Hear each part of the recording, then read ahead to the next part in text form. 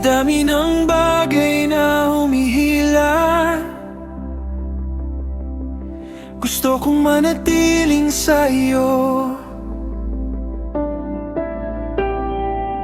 Hindi madaling maging iba sa mundong gustong sumabay ako.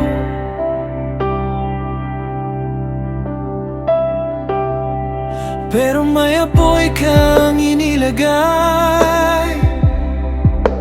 na hindi kayang patayin ng ingay. At habang mas lumalapit ako, mas nagiging malinaw ang layunin.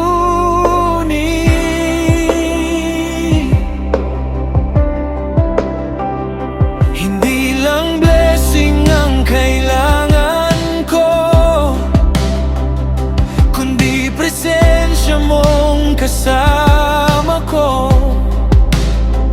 Dahil kahit anong meron sa mundo, hindi kayang punuin ng puso ko.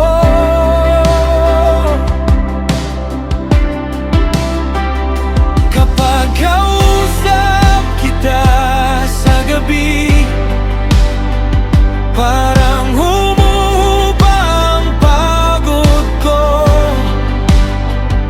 At sa tahimik mong pagyakap, may kapayapaan na hindi maipaliwanag. Kapag sumasa iyo ang puso ko, mas buo ako. Diyos ko, pagpalain mo ako at ingatan mo ang puso ko sa mundo mabilis magbabago.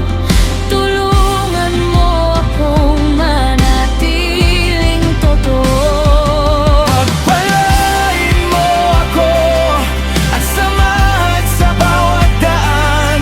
Kapag mahina at naliligaw ako,